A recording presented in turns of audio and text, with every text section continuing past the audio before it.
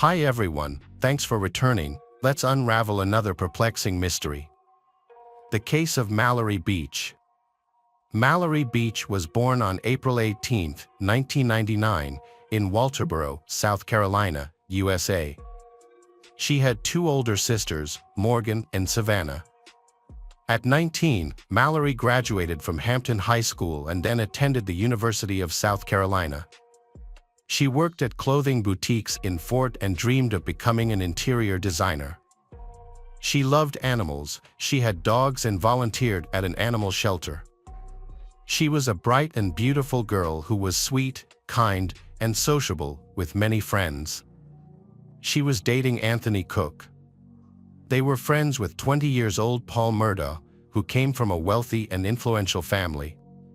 On February 23, 2019, the group planned to attend a party at a house owned by the mayor's family. They decided to travel there using the Murdaughs' 5-meter sea hunt boat.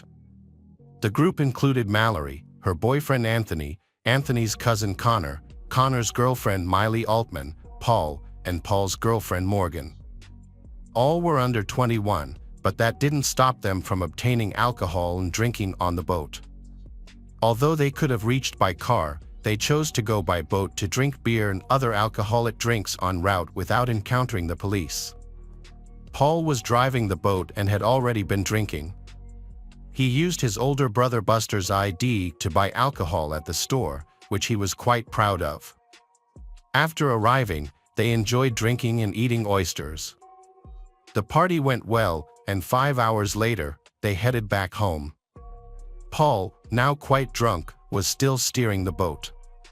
He stopped at a bar along the shore to buy more alcohol and drank there with Connor, while their other friends waited outside, eager to get home. At around 2 a.m., Paul and Connor left the bar. Everyone boarded the boat to head home. Under the influence of alcohol, Paul's behavior worsened, and he became aggressive.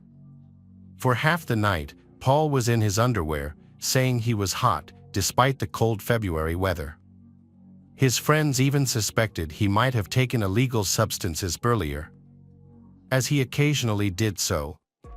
Anthony, who was much more sober than Paul, wanted to take control of the boat, but Paul refused, insisting it was his boat.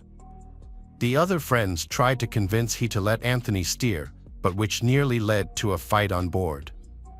Anthony asked he to drop them off at the nearest pier, but he refused and mockingly suggested they call an Uber, knowing they were on a river with no access to cars. His behavior was inappropriate, and his friends argued with him. Paul repeatedly walked away, leaving the wheel unattended.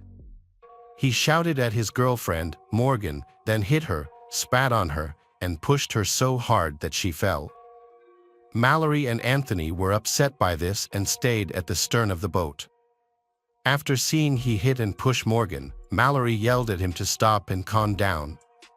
However, he ignored her, angrily glaring before returning to the steering wheel. In anger at Mallory, he accelerated the boat. It sped up so much that the friends were thrown about. Anthony and Mallory clung to each other, but they couldn't hold on for long. At 2:20 a.m., the boat crashed into a bridge, causing the friends to fall into the water. When Anthony surfaced, he was quickly swept to the other side of the river by a strong current, but Mallory wasn't with him. Everyone except Mallory managed to swim to the shore. She was nowhere to be found, despite their calls and searches. Anthony returned to his friends and searched the water for she, but he couldn't find her. The boat had no lights, and although they used flashlights, the darkness made it difficult to see. Meanwhile, Paul lay in the mud under the bridge, unable to get up. It was cold outside, and the water was freezing in February. Connor called 911 at 2:26 a.m. Anthony continued searching for Mallory in the water, while Miley stayed on the shore. Morgan, Paul's girlfriend, had hit her head severely and was bleeding. After the call, Connor and Miley climb up the bridge to see if they can see Mallory from up there, but they still didn't see her. Paul went on the boat to be with Morgan. The police and ambulance arrived promptly to aid Morgan, and the search for Mallory commenced. Meanwhile, Paul remained on the boat in his boxers, speaking on the phone and gesturing. When Paul finally left the boat, he was smiling and behaving as if nothing had happened. He did not join the search for Mallory, which angered Anthony so much that he nearly attacked Paul, but the police stepped in to prevent it. The Coast Guard informed all ships to search for Mallory in the water.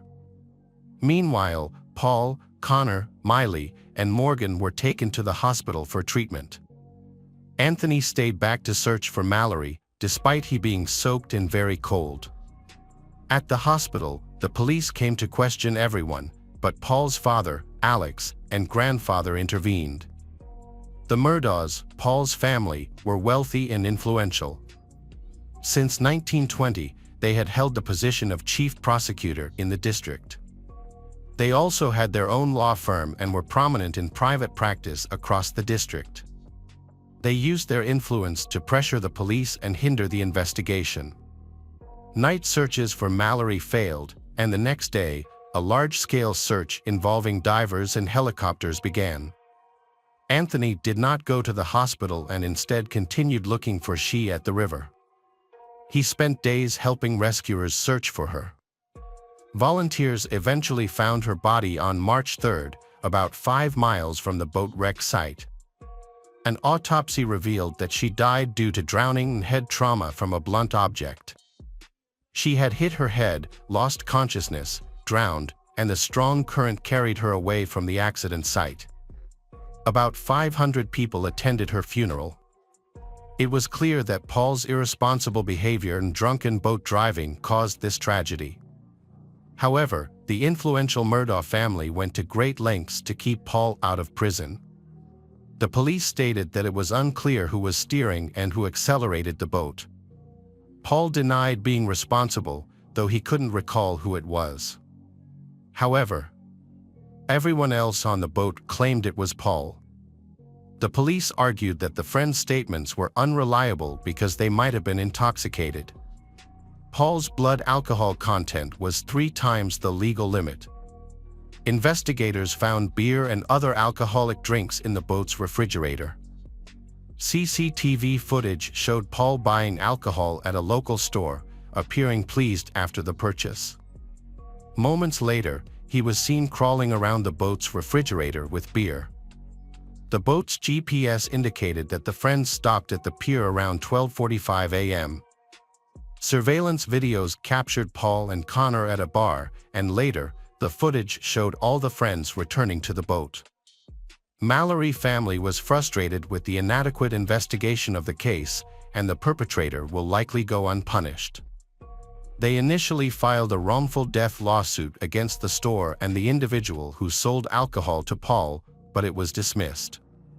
Subsequently, they sued Buster had allowed Paul to use his ID to buy alcohol. This lawsuit was filed on April 18, 2019, which would have been Mallory's 20th birthday.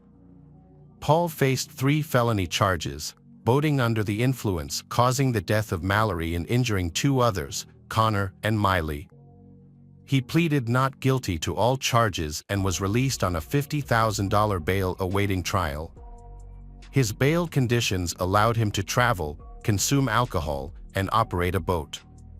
At his court appearance, Paul, dressed in a plaid shirt, sat in the hallway on the phone, never handcuffed or in a prison uniform, and had never been jailed. While the trials are about to take place, a tragic incident occurred. On June 7, 2021, Paul and his mother, Maggie, were found shot to death at their home near the dog kennels. Alex discovered them at 10 p.m. when he returned.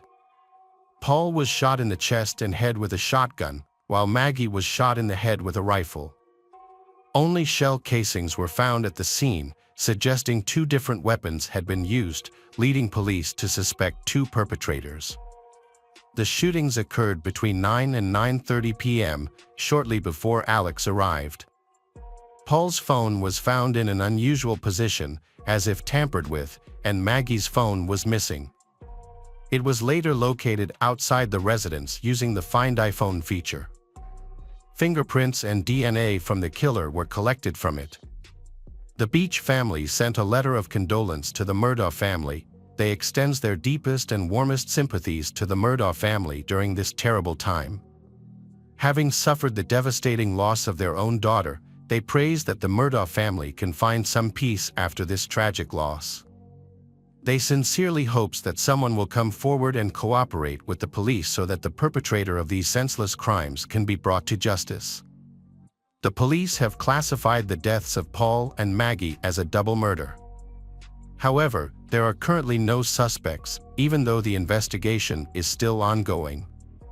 Many have speculated whether their murders may be related to Mallory's previous boating accident. But this connection has not been confirmed.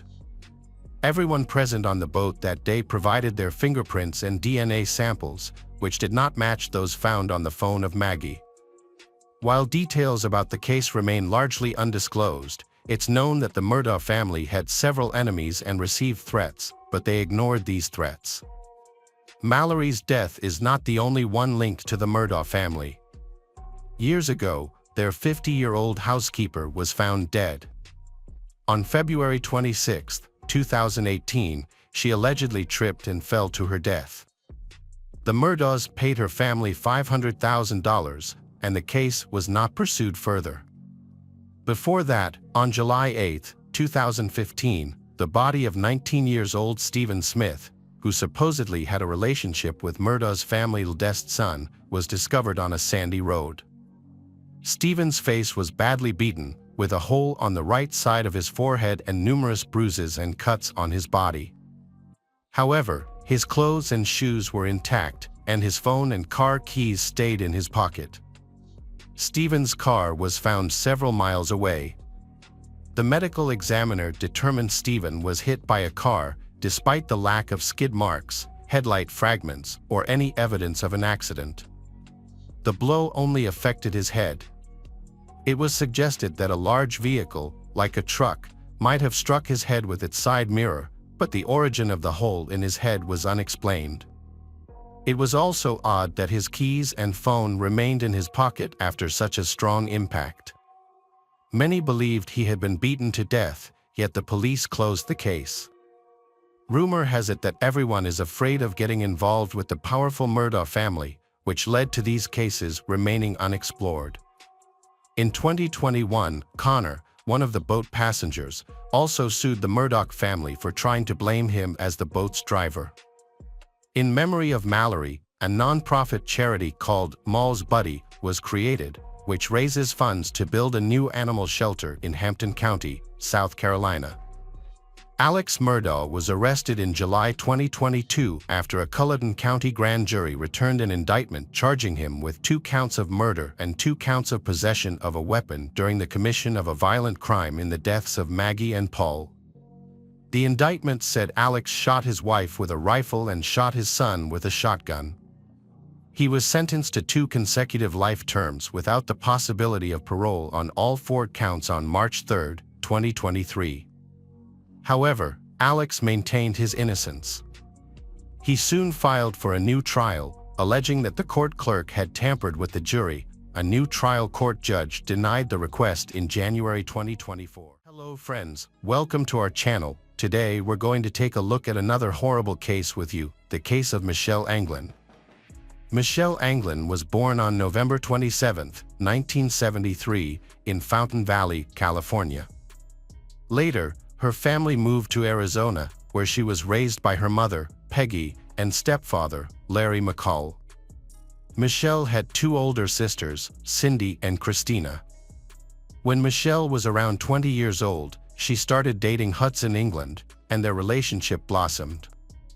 They made each other happy, and when Hudson proposed, Michelle accepted without hesitation. In late 1995, they got married in a joyous ceremony surrounded by their families and friends. Michelle's mother, Peggy Cohen McCall, was also a realtor. According to Michelle's mother, it was she who inspired Michelle to enter the real estate industry. Michelle's family would regularly keep in touch with her via her work phone when she was in the office. When showing houses to clients, Michelle always carried a pager, allowing her loved ones to reach her if needed. However, on February 9, 1996, Michelle did not respond to calls and messages from her family. She would usually inform someone about her plans to show a house to a potential buyer.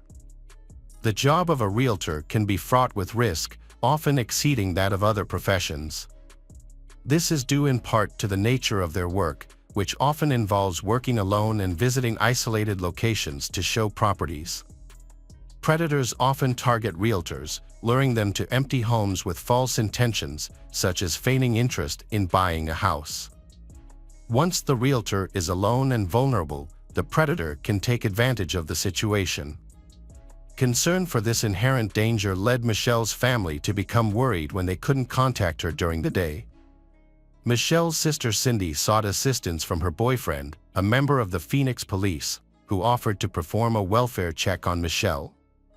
When he visited her workplace, he discovered Michelle's parked car, which seemed undisturbed. When Cindy's boyfriend entered the office, he found the lights on and music playing.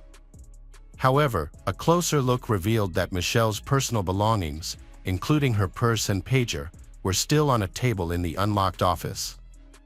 This raised questions about why she had left in such a hurry, abandoning her belongings behind. That evening, Michelle's family filed a missing persons report with the police. Earlier that day, Michelle had an appointment with a potential buyer to show them 3 houses near her office. Since the houses were close to her office, she decided not to use her car.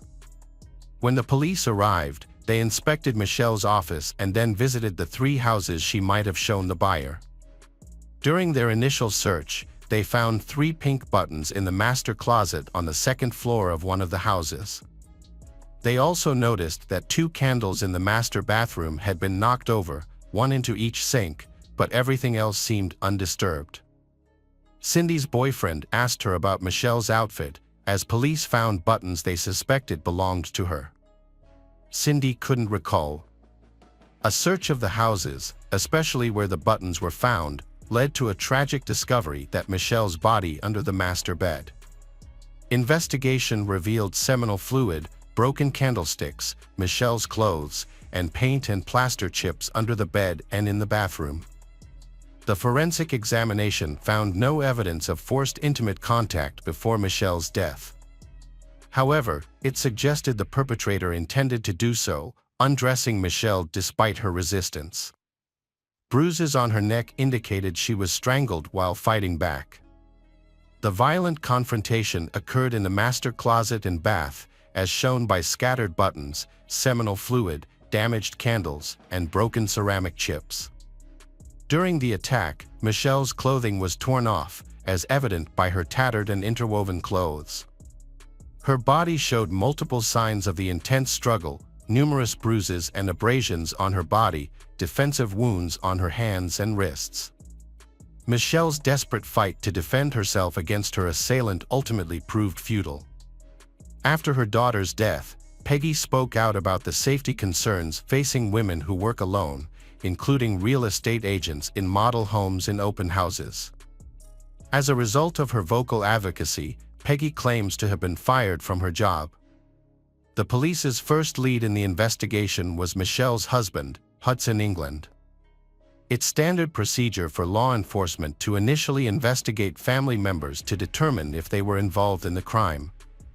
Michelle's family, however, did not suspect Hudson, as they were a happy couple who had married just 4 months prior to her death. Nevertheless, the investigators decided to look into Hudson's alibi. When questioned by the police, Hudson appeared genuinely distraught over Michelle's death. He claimed to have spent the day visiting several car dealerships in search of a family vehicle, as they were planning to start a family. The police verified his alibi and found it to be true, ultimately ruling him out as a suspect. During the investigation, he stated that he had no idea who would want to harm Michelle and speculated that she was likely attacked by someone she was showing a house to. To further investigate, the police reviewed Michelle's phone records and discovered that on February 9th, between 3:45 and 4:15 p.m., she was on a call with a fellow sales agent. Michelle abruptly ended the call, stating that a potential buyer had arrived at the subdivision. The fellow agent attempted to call Michelle back between 4:30 and 5 p.m., but the calls went unanswered. This information allowed detectives to narrow down the time frame of the attack, but they still needed to identify the person Michelle was supposed to meet. Unfortunately, Michelle had not mentioned the potential buyer's name during the phone conversation, nor had she written it in her work notes, leaving the police without any immediate leads on the identity of the mysterious individual. The police investigation into the attack on Michelle involved interviewing people who lived in the area where the incident occurred. One resident, who happened to be returning home from work between 4 o'clock and 4:45 p.m. on February 9th, reported seeing a white man coming down the steps of one of the 3 houses for sale in the neighborhood. This witness also noticed a black, full-sized, older model Chevrolet pickup truck with California license plates parked in the lot of the house. Additionally, several potential buyers who visited the subdivision that day between 4 o'clock and 4:30 p.m. reported seeing a man walking from the direction of the second and third model homes. They also observed that candlesticks in the master bathroom of the third model home had been knocked over into the sinks. Kim Ramos, a young real estate sales associate from a nearby subdivision, contacted the police after hearing the news. She reported that on February 9th, the same day Michelle's body was found at around 2 p.m., she had met with a potential buyer who drove an old black Chevrolet pickup truck. Kim found it suspicious that he was interested in a $500,000 house, but drove a vehicle that suggested a more modest lifestyle. When Kim accompanied he to a 2-story house, supposedly to answer his questions, she became uneasy. He stood too close to her and casually touched her hand several times, making her wary. After spending only a brief time with him, Kim returned to the sales office, feeling that his questions about the house, such as the type of flooring and the possibility of adding a 4th bedroom, seemed unnecessary and even foolish.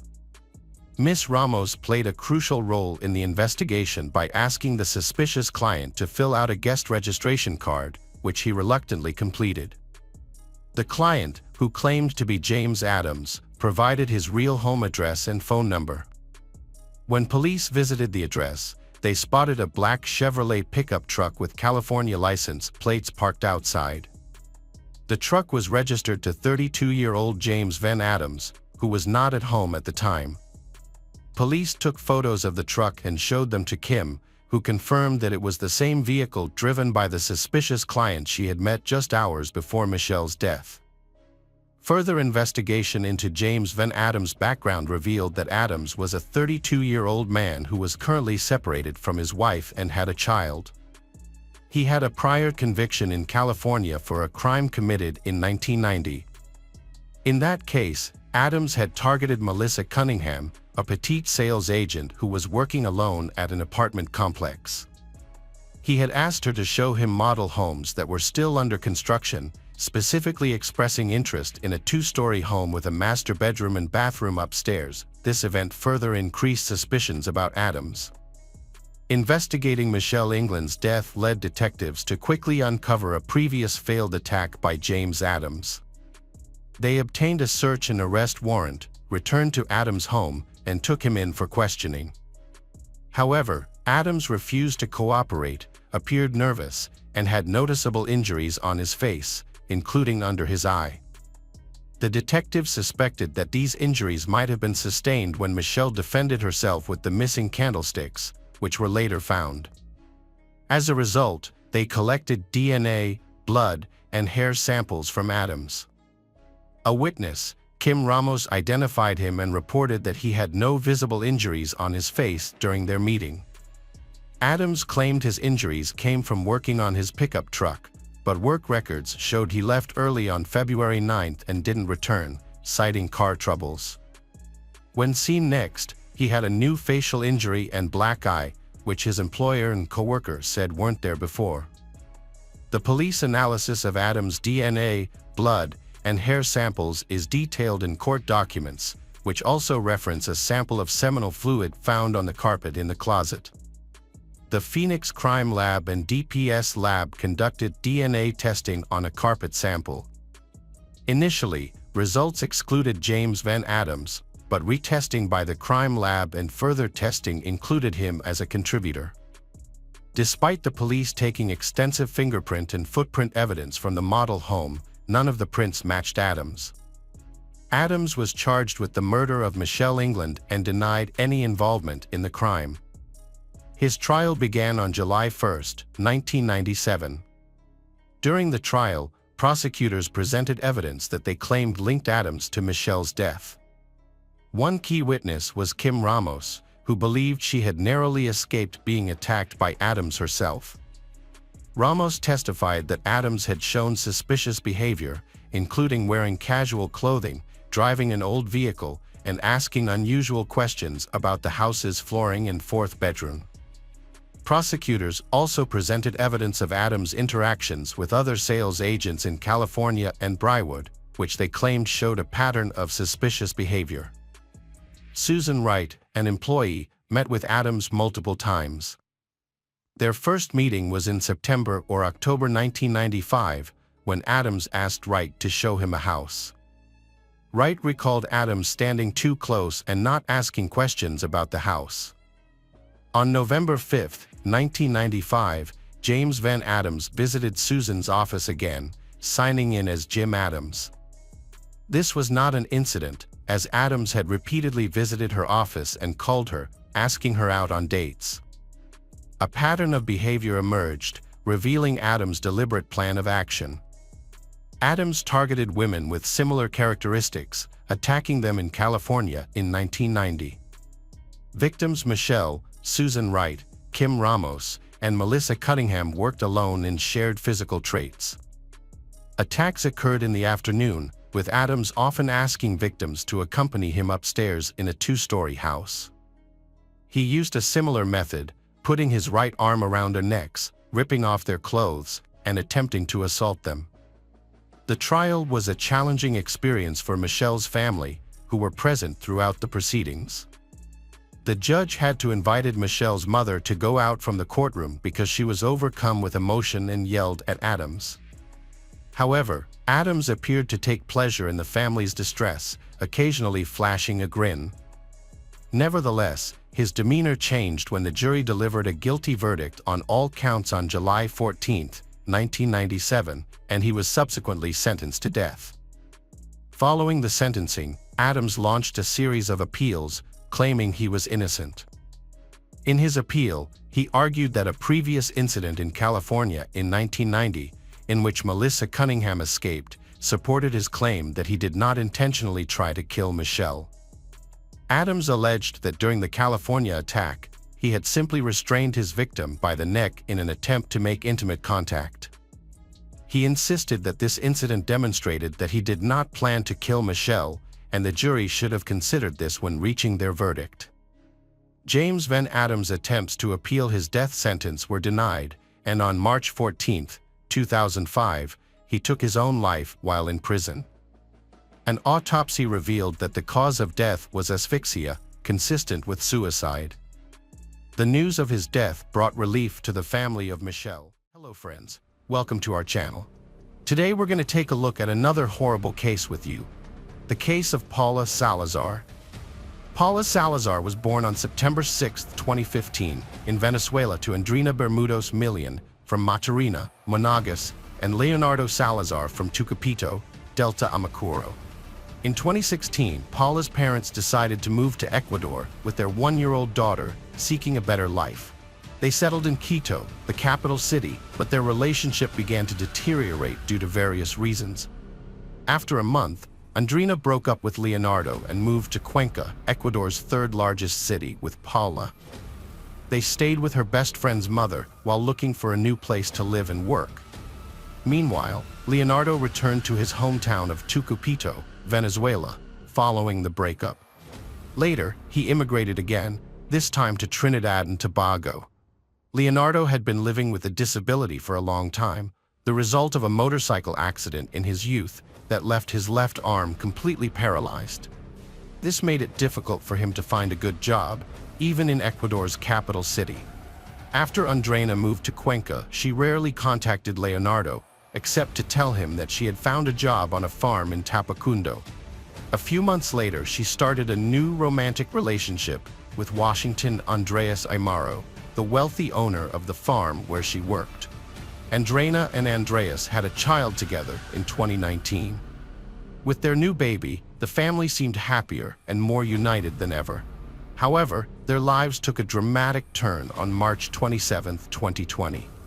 On that day, Andreas took Paula to the flower plantations by car, but during the trip, Paula suddenly became very sick, feeling dizzy and vomiting. Andreas was forced to stop at a public restroom to tend to her. Andreas and the 4-year-old girl Paula entered a room where Paula vomited again. Andreas left her alone for a few minutes to get a change of clothes from the car, as her clothes were dirty. When he returned, he found Paula lying with her head in the toilet bowl. He pulled her out, tried to give her first aid, and rushed her to the hospital. Despite his efforts, Paula showed no signs of life when doctors examined her. The doctors pronounced Paula dead and immediately noticed inconsistencies in Andreas' story. They saw that Paula had bruises on her body and face that couldn't have occurred as Andreas described.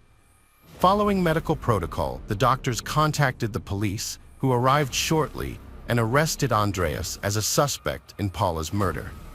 Andreas claimed Paula had drowned in the toilet bowl, but the autopsy revealed a darker truth. The tests showed that Paula had been dead for about 24 hours before arriving at the hospital, contradicting Andreas's version of events.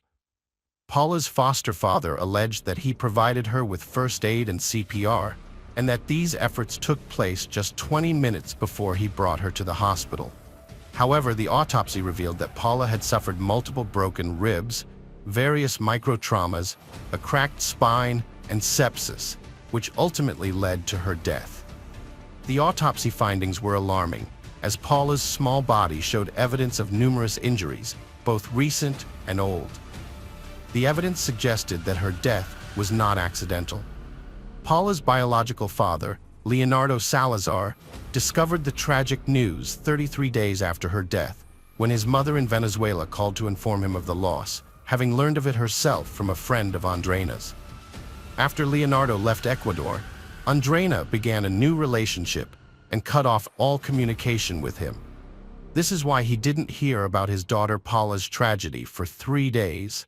The only way he found out about her was through pictures sent by Andreina and their mutual friends. Andreina even blocked him on social media, preventing him from contacting Paula, and cut off ties with most of Leonardo's relatives. Andreina turned their mutual friends against Leonardo by telling them that he didn't want to communicate with Paula. However, it was Andreina's family who eventually informed Leonardo of Paula's death, claiming that she died from COVID-19 complications. But Leonardo was skeptical, as there were very few coronavirus deaths in Ecuador at the time.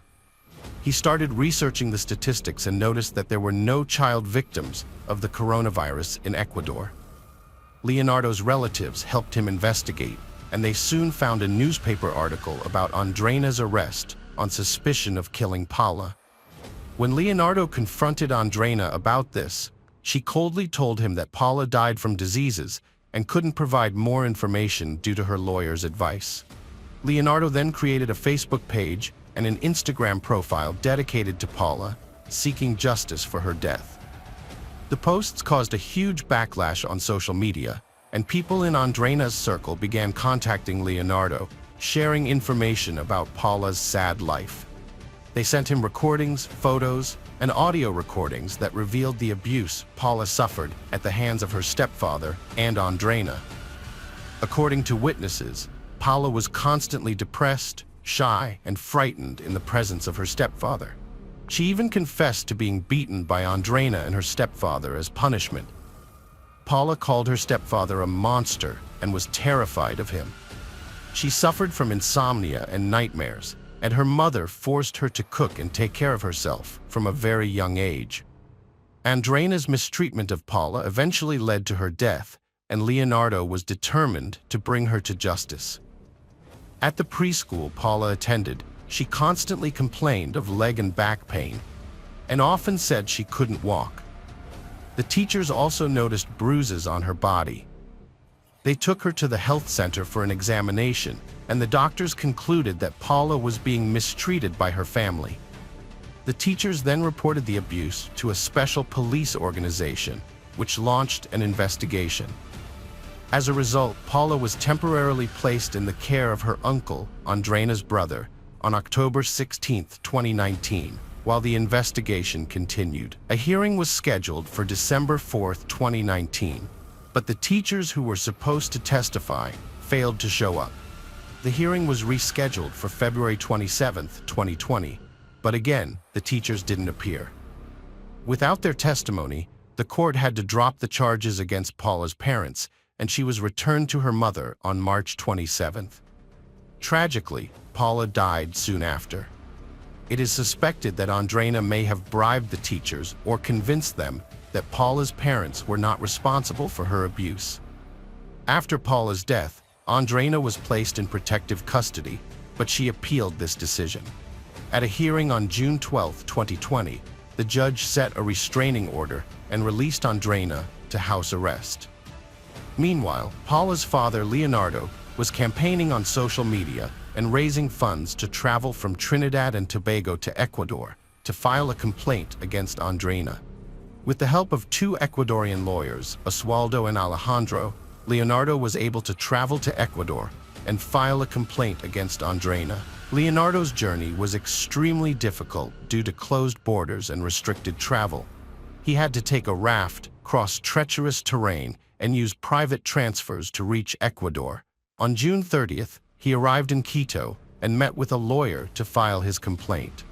On July 6, 2020, Andreina was charged with Paula's murder, and the court ruled that she could remain under house arrest, reporting to justice twice a week. Both Andreina and her partner, Andreas, were charged with murder, which carries a maximum sentence of 13 years in prison. In November 2020, a hearing was held to set a trial date. During the hearing, Leonardo's lawyer expressed concern that Andreina might escape, given her previous suicide attempt. They requested that Andreina be fitted with an electronic monitoring bracelet, which the judge granted. A hearing was held on November 16th to reassess previous decisions. Although this process slowed down the trial, the judge managed to set a date for December. Despite limited media coverage, information about the trial of Andreas and Andreina spread through social media. The trial began on January 14, 2021, but a decision on Andreina's alternative imprisonment options had not been made, and Andreas was still being held at the regional detention center. The trial was held in private, without media representatives present. Some participants joined via video link. The doctor who performed the autopsy on Paula revealed disturbing details. Paula had undergone extensive spinal reconstruction, had broken ribs that had healed on their own, and had signs of previous injuries. The autopsy also showed that Paula had nail stigmata, a condition where nails grow into the skin, as well as facial and bodily bruises and scratches, fluid buildup in her lungs, head scars, and intestinal lacerations. The assessment found that Paula's later injuries led to an infection, which gradually worsened into sepsis and ultimately caused her death. The autopsy report revealed that Paula had been dead for around 24 hours by the time Andreas took her to the hospital. The extent of her internal and external injuries shockingly demonstrated the extreme cruelty she suffered and the gross neglect by her guardians, who had never sought medical attention for her. Additionally, Paula was severely malnourished, underweight, and small for her age, with deficiencies in essential minerals and nutrients. In an attempt to downplay her role in Paula's abuse, her mother, Andreina, claimed that Paula had psychological problems, implying that the child's injuries were self-inflicted as a way to seek attention. The girl's mother testified that after her brother's birth, Paula felt neglected, stopped sleeping at night, and tried to control everyone by crying. Contrary to the decision of the authorities, Paula continued to live with her parents in October 2019, only spending a few nights at her uncle's house.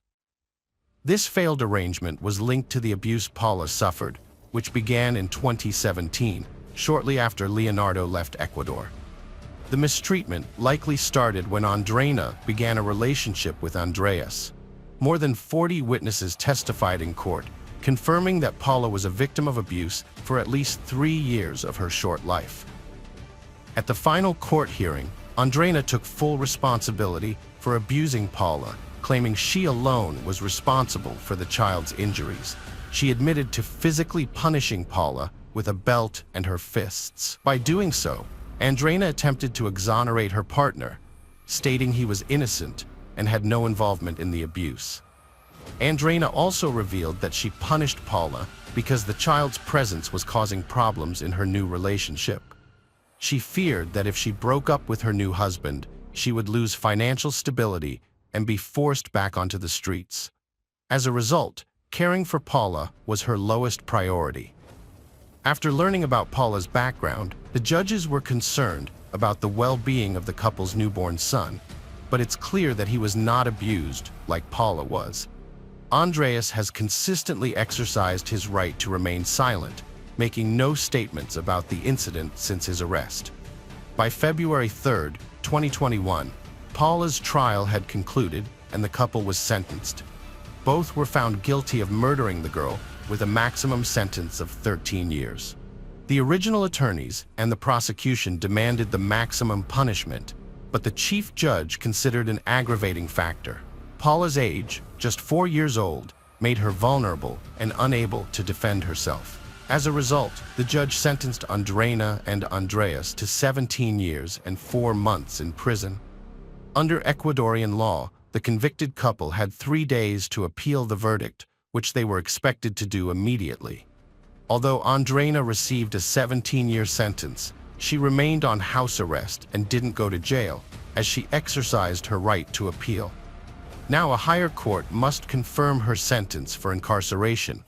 She is still cooperating with the authorities, following the original guidelines. However, Andreas was arrested when he arrived at the hospital with a deceased girl. The fact that Andreina remains at large is causing widespread outrage and anger, particularly for Leonardo, who is concerned that she might use this opportunity to evade justice. Hello friends, welcome to our channel. Today we're going to take a look at another horrible case with you, the case of Chad Dorman. Chad Dorman, a 32-year-old resident of Claremont County, Ohio, was married to 34-year-old Laura. Together, they had a blended family consisting of Laura's 16-year-old teenage daughter, Alexis, from a previous relationship, and their 3 young sons, Hunter, Clayton, and Chase, aged 3, 4, and 7, respectively. The 3 boys were inseparable, shared a love for sports, and were known for their humorous and affectionate nature. Laura was a stay-at-home mom, while Chad worked to provide for the family. They resided in a modest 3-bedroom, 2-bathroom house in New Richmond, a small town of approximately 2,000 people situated along the Ohio River in Claremont County. Until tragedy struck, they lived an ordinary and unassuming life. On June 15, 2023, Chad returned home from work earlier than usual and decided to take a nap with his family. He invited his wife Laura and their 3 sons to join him in their bedroom, where they all sat together, laughing and chatting.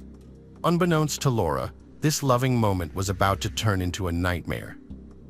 After a few minutes, Chad got up and opened the gun safe beside their bed, loaded the Marlin Model HC-22 rifle, and shot his 4-year-old son Hunter twice.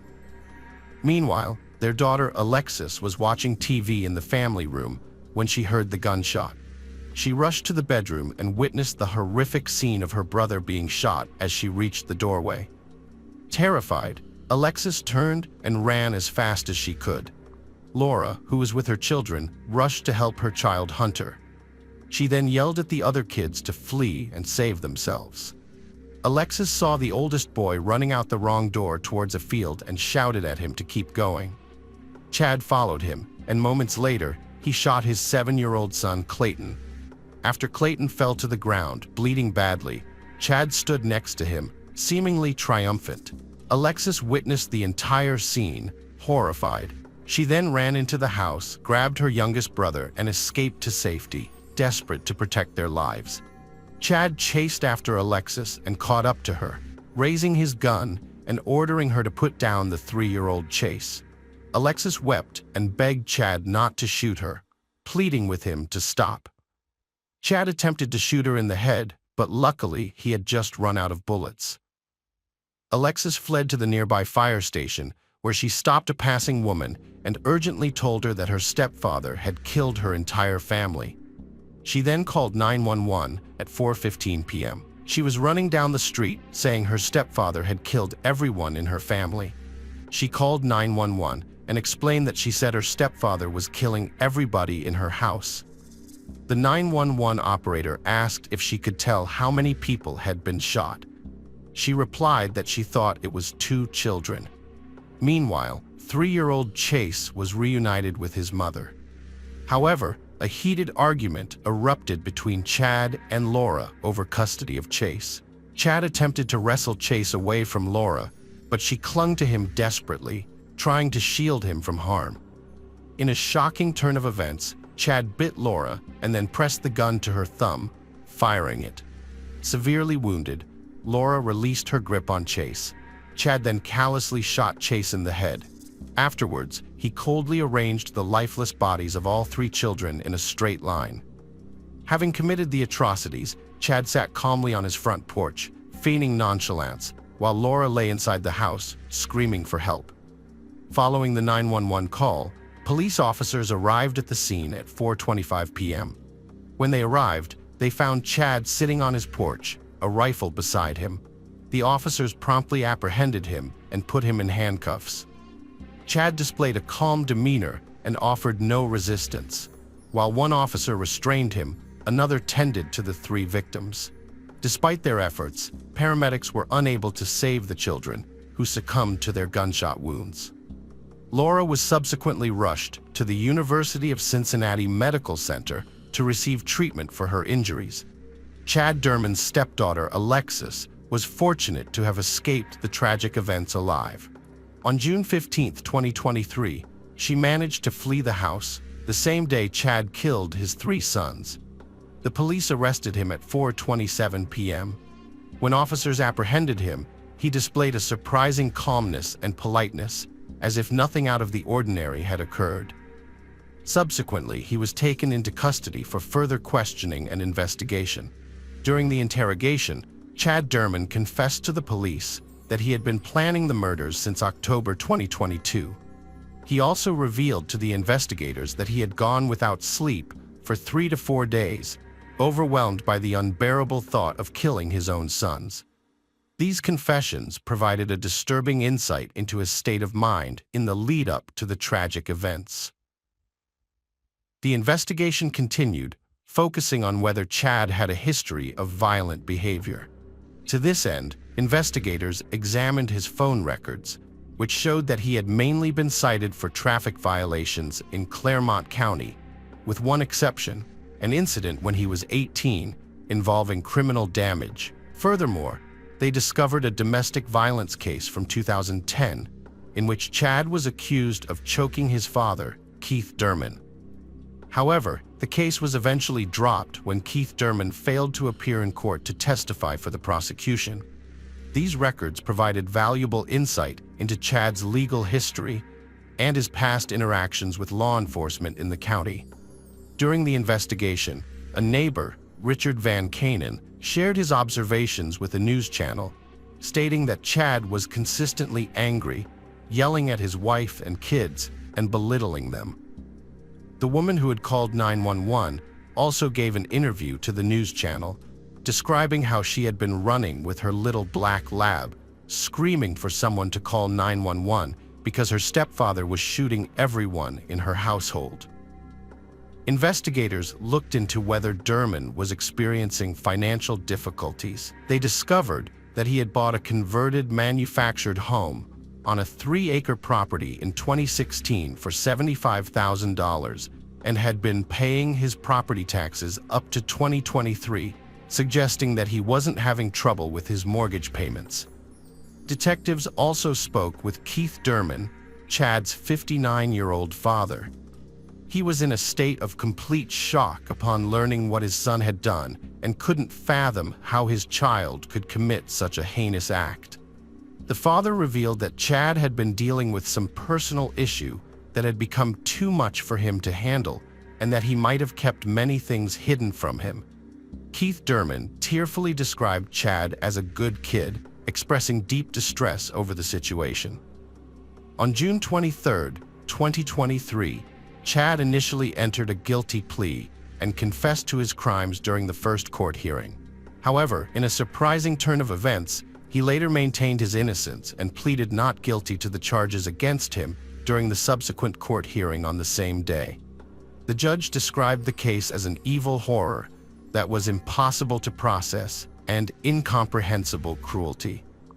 The tragic events unfolded when the father, who stood before the court, brutally executed his 3 young sons, aged 3, 4, and 7, in his own home using a rifle. David Gast, chief prosecutor of the municipal court in Claremont County, revealed shocking details about the case, stating that Chad had meticulously planned the events. Chad's son had attempted to escape in a nearby field, but Chad chased, caught, and returned him to the yard, where he was brutally killed along with his brothers. According to Gast, the trauma inflicted by Chad on his family, community, law enforcement, and first responders is unimaginable. The prosecutor emphasized that Chad's admission of guilt in this case has left them grappling with the sheer horror of his actions. He described Chad's killing of his sons as one of the most heinous, craven, and cowardly acts they will ever encounter. The Bill of Particulars, filed in Claremont County, revealed the full extent of the crime. Gast explained that Chad deliberately lined up the boys and shot them, confirming that Chad himself admitted to planning the killings. When the mother intervened, she was shot in the hand. The prosecutor disclosed that Chad fired 9 shots, causing catastrophic harm, with 1 boy hit once and the other 2 each shot 4 times. The prosecutor, Mark Talvey, described to the judge the cruel manner in which Chad Dorman murdered his 3 sons, leaving the family and community in shock. Chad confessed to the crime, stating that he had done it and should be taken to jail, expressing regret and acknowledging that he shouldn't have shot them. Talvey emphasized that he would push for the death penalty for Chad Dorman. Initially, Chad faced 21 charges related to the tragic events that occurred on June 15, 2023. Specifically, he was accused of shooting and killing his 3 young children, 4-year-old Hunter, 7-year-old Clayton, and 3-year-old Chase, in an execution-style manner. The grand jury has now indicted Chad on 21 counts, including 9 counts of aggravated murder, 8 counts of kidnapping, and 4 counts of felony assault, which could lead to the death penalty if convicted. Claremont County Municipal Court Judge Jason Nagel ruled that Chad Dorman should be held in the Claremont County Jail and set his bail at a record-breaking $20 million. During a subsequent court hearing, Dorman's lawyer requested that the death penalty be removed from consideration, arguing that Dorman was severely mentally ill when he fatally shot his 3 sons on June 15, 2023. Dorman has since pleaded not guilty by reason of insanity nearly 9 months after the incident. The Claremont County prosecutors allege that Dorman deliberately killed his 3 young sons. Experts will reassess Dorman's mental state at the time of the murders. Dorman's lawyer maintains that executing someone with severe mental illness is cruel and unusual punishment, violating both the Ohio and U.S. constitutions. Those suffering from severe mental illness at the time of the alleged offense are not as morally responsible as others. The prosecution has requested a mental evaluation, and a court date was set for May 3, 2024, to discuss the lawyer's request. Chad's lawyers had agreed to provide a report from a mental health expert by June 3, 2024, to support their claim that he was mentally ill when the crime occurred. During a March 2024 court hearing, Chad's lawyers contended that the Claremont County Sheriff's deputies failed to uphold his Miranda rights following his arrest. The judge has subsequently ruled that Chad Dorman's confession, allegedly given during his interrogation, will be dismissed this Friday.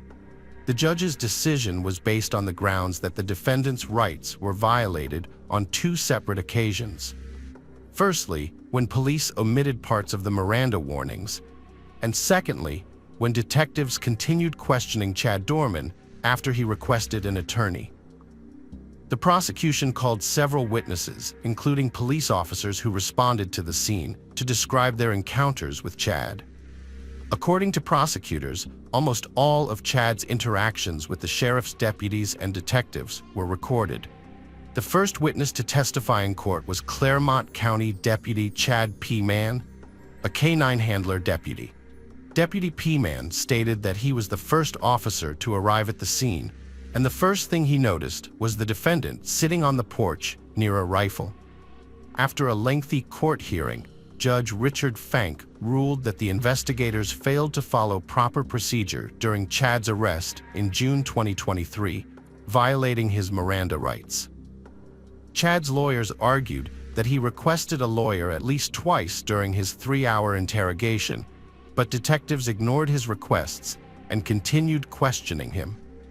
They also claimed that Chad's initial guilty plea was a result of pressure from investigators. The judge's decision stated that the detectives did not fully inform Chad of his rights before the interrogation, making any statements he made during that time inadmissible in future court proceedings. This ruling significantly impacted the trial, limiting the evidence that could be presented against Chad and adding complexity to the legal process, which has heightened public interest in the case. If convicted, Chad faces the death penalty, with his trial set to begin in July. However, this recent ruling may alter the course of the trial.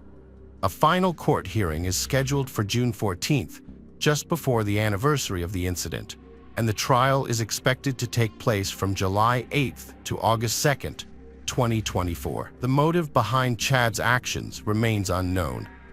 Speculation suggests that he may have been motivated by a belief that his 34-year-old wife was cheating on him, but this is unconfirmed.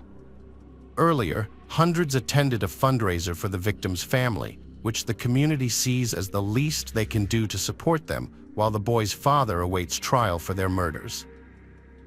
A memorial service was held on June 26th at First Baptist Church of Glenestee to honor the 3 boys. At the family's request, community members wore bright colors. The community is still grappling with the tragedy of the shootings and the loss of 3 innocent lives. Outpourings of support for the family, friends, classmates, and first responders continue to grow, showing no signs of slowing. Hello friends, welcome to our channel. Today we're going to take a look at another horrible case with you. In November 2023, a 44-year-old former Minister of National Economy of Kazakhstan, Bishenbayev, committed a terrible act against his 31-year-old wife, Sultanat Nukanova. He tried to conceal his actions, but the story became widely known. The case attracted significant attention, with many people in Kazakhstan and worldwide following it closely. Bishenbayev had a history of corruption and had previously been convicted, but was released early from prison. People speculated whether he would avoid harsh punishment this time as well. The focus was on determining the extent of his sentence. To understand the case better, one needs to delve into the complex history of the couple's relationship and learn about their backgrounds. It is also important to examine the specifics of the trial and why the defendant opted for a jury trial. Bishenbayev was born on April 11, 1980, in Gil-Lorda, Kazakhstan. He was the eldest child in a family with political ties. His mother, Alnur Libova, was a successful entrepreneur who supported him during his legal troubles. He pursued multiple higher education degrees and had a successful career in banking and government before his stints at the Ministry of Economy, which were marred by corruption charges. He had previous marriages and children before meeting his tragic fate with Sultanat Nukanova.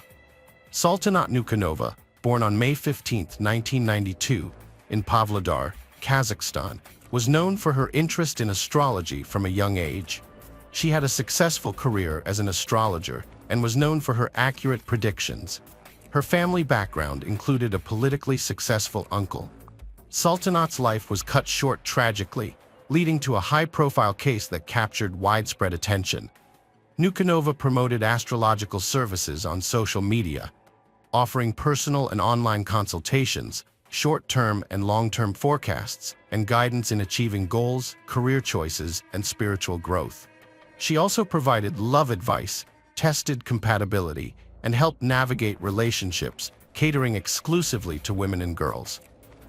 Achieving financial independence quickly, she earned a good income, doing what she loved, and gained a large following online. Her services were highly sought after, with consultations booked months in advance, allowing her to live the life she had always dreamed of. In the spring of 2022, a dedicated fan named Bishimbayev came across Nukanova's page on a popular social network. He was impressed by her and wanted to contact her for an astrological consultation. However, she informed him that her services were only for women. This rejection only made Bishimbayev more interested. He continued to try and get her attention by complimenting her and even tried to evoke sympathy from her, claiming that only she could help him. Nukanova was flattered but refused to meet him in person due to his persistent and annoying behavior. She offered him an online consultation multiple times, but he refused. For several months, the politician persistently tried to ask the beauty out on a date. He gathered information about her whereabouts, social circle, interests, and more. Despite initial refusals, the beauty mentioned having a persistent admirer to her friends. Eventually, she agreed to a business meeting for counseling in person. The man made a good impression by being polite and courteous, but this was just the start of their interactions. Yet, in a direct conversation with her brother, Nukanova stated that this man wasn't her type and that they wouldn't work out. Initially, the ex-minister's actions didn't worry Nukanova or her relatives. She believed she could keep her distance, and her loved ones knew she couldn't be coerced. However, within a month, the situation changed. Bishimbayev managed to break through Nukanova's defenses, getting close to her through her oldest family member. He expressed a desire to speak to her grandmother and seek her blessing, fearing that if Nukanova changed her mind and agreed to marry him, it might be too late to seek her grandmother's approval. Nukanova was touched by the gesture, but still refused to have a relationship with the politician. In the fall of 2022, she visited her parents in Pavlodar and discussed the lack of any significant changes in her personal life. Nukanova confided in her brother, expressing her confusion over the 12-year age gap with Bishimbayev.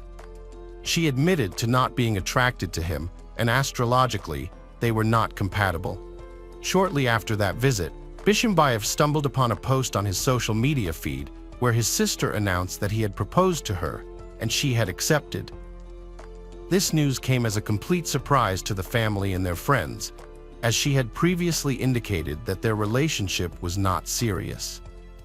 In December 2022, just a few months after meeting, the couple had a lavish wedding ceremony without official registration. They opted for a special marriage ceremony at a mosque.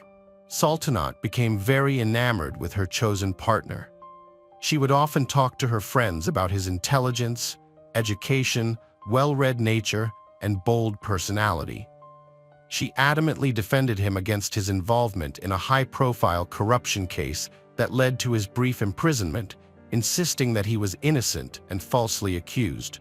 The couple appeared happy to those around them, with the husband showering his wife with gifts. She praised him as the best husband and expressed no regrets about their marriage.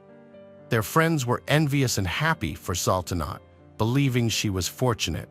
But this harmony didn't last long. The first sign of trouble appeared after the wedding, when the newlyweds moved in with the husband's parents. The parents lived on the first floor, while the son and daughter-in-law lived on the second floor. Almira tried to show love and care to her son's wife, giving her gifts and helping with housework.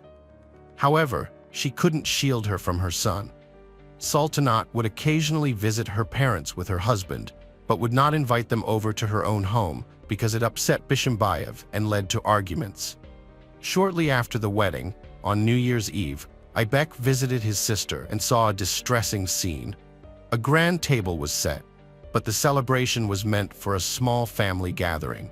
When Dick's cousin and his wife arrived with gifts for everyone, Sultanat was caught without a return gift, causing her great embarrassment. However, she promptly resolved the awkward moment by giving the woman an expensive bottle of perfume her husband had recently purchased for her. However, her actions not only upset her husband, but actually made him very angry. He started yelling that she had no right to give away something purchased with his money, insulted, and called his wife names. The guests, witnessing the tense situation, quickly left the house, and the parents who attempted to defend their daughter-in-law were rudely silenced. As if that wasn't enough, the ex-politician, in a fit of rage, flipped over the table with all the food and drinks, ultimately ruining the New Year's Eve celebration. Ibek was shocked by what he saw and did not know how to react. The next day, in a telephone conversation, his sister confessed to him that her husband's behavior had changed a lot after the wedding, and she did not know what the reason was, but hoped that the crisis would pass and everything would get better. Her brother suggested that she return home and break off the relationship, to which Sultanat replied with a categorical refusal. 2 months after the incident, Sultanat Nukanova unexpectedly sent her brother some selfies. In them, she imprinted her face with terrible bruises and asked him not to question her about anything. The alarmed man tried to contact his sister, but she did not pick up the phone. So he called her husband, who offered to meet him for a man-to-man talk. At the meeting, Bishimbayev only told his wife's brother to mind his own business and refused to explain anything about the bruises on the woman's face. He also could not answer where she was, which gave him the most unpleasant thoughts. Fortunately, however, Sultanat was found in her parents' country apartment, to which she had the keys. Soon, Sultanat, despite the entreaties of loved ones, returned to her husband, arguing that she loved him and would do anything to save the marriage. For some time, the spouse behaved impeccably, gave her beloved gifts, and promised that he would change for her sake. They even went on a trip together to a popular Maldivian resort and looked very happy. However, later, the photos from that vacation were admitted into evidence in court because there are clearly visible bruises on the woman's body and fingerprints on her wrists as if she was roughly grabbed by hands. Neither to him nor to his parents, his sister has not complained about problems in the marriage since then. Although her behavior and changes in appearance spoke for themselves, she lost a lot of weight, withdrew into herself, and began to wear more revealing outfits that apparently helped to hide the bruises and abrasions on her body. Moreover, the once successful astrologer and popular blogger stopped holding appointments and even giving online consultations. On social media, she posted only pictures with her husband, praising their relationship. However, behind the scenes, he controlled her every move, isolated her from friends, and monitored her communications. Despite portraying a perfect image publicly, the reality was far from it. In a candid conversation, she confided in a friend about her husband's controlling behavior, jealousy, accusations, and physical abuse. Despite advice to leave him, she seemed unwilling to act. Even counseling sessions aimed to save their marriage were manipulated by the husband to blame her. Her suspicions about the psychologist being in cahoots with her husband deepened her fears. Although she made attempts to leave, she often returned to him, hoping for a change. Events took a tragic turn, leading to shocking news of her murder by her husband. Her family and friends were left devastated, struggling to come to terms with the grim reality. Forensic experts found extensive and severe injuries on the deceased woman, indicating prolonged and severe physical abuse. The suspect's lawyers attempted to downplay his responsibility, claiming the injuries were self-inflicted by the victim due to being drunk and falling frequently. On the night of November 8, 2023, the couple attended a concert with friends where they had a heated argument whose cause remains unclear. Subsequently, they went to a restaurant where the man became agitated after the woman expressed her intention to leave him. The altercation escalated, leading to physical violence. After further arguing outside, the The couple returned inside, where the man continued to harass and assault the woman.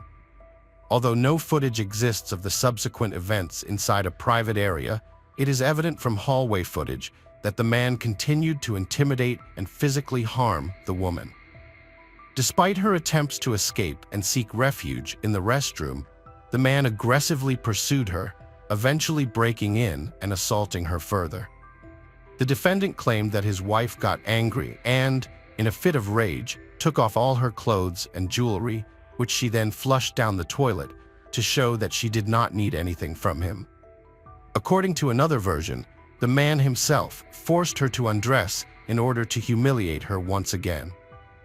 After the gold jewelry went down the drain, Bichet became furious and hit his wife several times in the face with his fist, and then pushed her so hard that she fell and hit the toilet.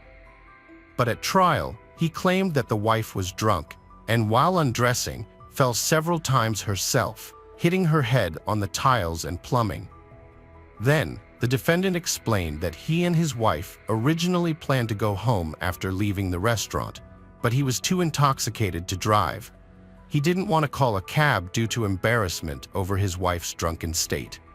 They returned to the bar and eventually left again. However, Sultanat lingered at the mirror, examining her bruised face. Her husband forcibly tried to move her towards the exit, escalating into a physical assault. He viciously beat her, dragged her, and eventually brought her back to a VIP room where he assaulted her. Despite claiming in court that he had not harmed her, he allegedly beat her until she fell unconscious on the sofa. He noticed bruising on her face, but instead of seeking medical help, he consulted a fortune teller who claimed she was just drunk and needed sleep. He ignored her worsening condition, but eventually realized she had passed away. In a panic, he called his brother, and together they cleared the establishment of guests and tampered with CCTV footage. Later at the trial, Bakken claimed that he believed his brother that the woman was drunk and asleep, and agreed to delete the recordings as they allegedly depicted Sultanat's indecent behavior, dishonoring her honor and the honor of her family. Bakkanov called an ambulance only toward the evening, when the woman's body was already cold and rigor mortis had begun. According to him, he tried to perform resuscitative actions, but they were useless. Sultanat had long since died. Law enforcers who arrived on the scene arrested both brothers. Bishimbayev's former wife expressed criticism towards him. She defended him during his corruption case, but later filed for divorce, citing irreconcilable differences and claiming personal growth. She then acknowledged his capability of committing a brutal crime, mentioning his aggressive, selfish, and cheating behavior during their 14-year marriage. She became aware of the extent of his infidelity only after his arrest in 2017. A month later, a couple had an argument over something small. The man got very angry and threw a toilet lid at Nazim, which he ripped out with his hands. The woman managed to avoid getting hit, but she realized at that moment that their marriage was over. She thought that Bishimbayev had been holding back his demons because he knew she wouldn't tolerate it, but he ended up humiliating and insulting her when she couldn't fight back. The trial started in March 2024, and it became evident that the case would be challenging. The family members of the victim were insistent that the trial be as transparent as possible, with journalists present so that everyone could witness the proceedings. They were concerned that the accused would use his wealth and connections to influence witnesses and judges in order to avoid severe punishment. Contrarily, Bishimbayev demanded a trial by jury, which was approved. The jury consisted of 12 members, 10 primary jurors and 2 alternates, along with the judge. This decision was made to lessen the chances of facing a life sentence. The accused had previously been found guilty of a serious crime but had been released on probation. Committing another severe crime would have led to a life sentence. However, in a jury trial, the death penalty can only be given if all jury members and the judge agree. This scenario is highly unlikely, hence the defendant held on to this possibility. During the trial, the defendant claimed he was not guilty of premeditated murder with particular cruelty. He said everything was accidental, caused by various factors. He mentioned that his spouse provoked him by insulting, shouting, and starting a fight. However, video recordings from surveillance cameras showed otherwise.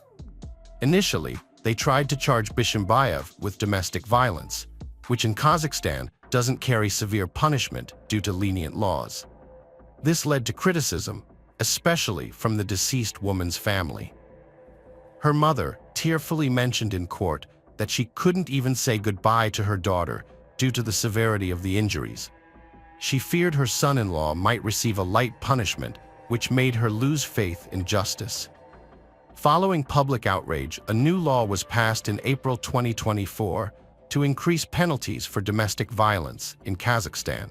He also attempted to heavily pressure his brother, who was accused of complicity, to give false testimony. Banov requested the court to protect him from his relative, and the request was approved. During the court sessions, Bishimbayev consistently tried to discredit his deceased wife, portraying her as an unstable alcoholic who frequently deceived him and instigated his aggression. He argued that he acted impulsively that night, admitting to hitting his wife a few times, but claimed those blows were not fatal. He suggested that the other injuries were self-inflicted due to her drunken state. He explained the bruises on her neck as part of his efforts to resuscitate her and help her regain consciousness. After the second defendant claimed in court that the relative prevented him from seeking medical help for the dying woman and was focused solely on deleting camera footage quickly, the relative instructed him to take the woman's cell phone to their residence to make it seem like she had returned home, knowing that his brother was tracking her location. In the ninth hearing, the defendant and his attorney asked for the judge, on KBVA, to be removed, alleging bias. Despite their request, the judge remained on the case until the final ruling was made. What was the outcome? Recently, on May 13, 2024, Kandik Bishay was found guilty of causing severe harm, torture, and the murder of his partner.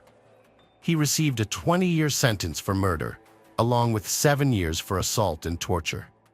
Combining the terms, he was sentenced to 24 years in prison.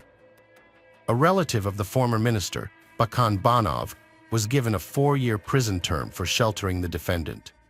The court considered Banov's clean record, genuine remorse, and full cooperation with the investigation. Family members of the deceased Saltanat were dissatisfied with the court's decision. Her father, Aminel Nenov, previously said that he hoped for a life sentence for his former son-in-law, and any other decision of the court would be unfair. At the same time, the brother of the murdered Bek noted that 24 years in prison for 44-year-old Bishimbayev is practically a life sentence. Hello friends, welcome to my channel. Today we're going to take a look at another horrible case with you. The case of Tristan Borlase. On April 10, 2019, a significant tragedy occurred involving 17-year-old Tristan Borlase. This teenager, from a devout family, violently attacked and killed his relatives at their home in Deep Gap, North Carolina. On that Wednesday evening, emergency services received a call from a young woman. She reported a large amount of blood in her home and mentioned that her parents and younger brother were missing. Attempts to reach them had been unsuccessful. Police officers immediately responded to the situation, driving to the family home in Deep Gap, located near the Watauga and Wilkes County border. Upon arrival, they discovered blood on the walkway leading to the house, on the mat by the front door, and trailing inside up the stairs. As officers searched outside the home, they found a man's body covered with leaves under a hammock. The man had multiple stab wounds. Later that night, at about 10:30 p.m., authorities found the family's pickup truck concealed in the woods. Inside was the woman's body covered with a blanket and bags of mulch placed on top of her. Jeffrey Borlase, Tristan's father, was born on April 16, 1975. He served as pastor of Pist Bible Fellowship Church, a conservative Protestant movement with Mennonite roots. Tristan grew up in an environment emphasizing personal piety and constant awareness of God's watchful eye. Serious Bible study sessions and moral instructions formed the basis of his upbringing. Even entertainment like laughter or colorful clothing was frowned upon within this community. Things such as good works, charity, missionary work, love for one's enemies, and renunciation of all forms of violence were highly valued virtues. Jeffrey upheld these principles as well, since he was raised under similar circumstances by Pastor Harry Boras. As a boy and young man, Jeffrey exemplified kindness, gentleness, and patience. During his youth as a young adult man, Jeffrey worked at Big Surf Water Park located on Lake of the Ozarks in Missouri during summer breaks from schooling routines back then. On his first day of work, the young man encountered a charming and meek girl named Tanya Mae Trandom. She was of the same age, had similar views, and shared almost identical upbringing with him. Tanya, like Jeffrey, was raised in a family where Christian values were of utmost importance. A patient and humble girl, she saw in the devout man an ideal future husband and a caring father. She gave Jeffrey a picture of an elderly couple holding hands and remarked, "That will be us one day."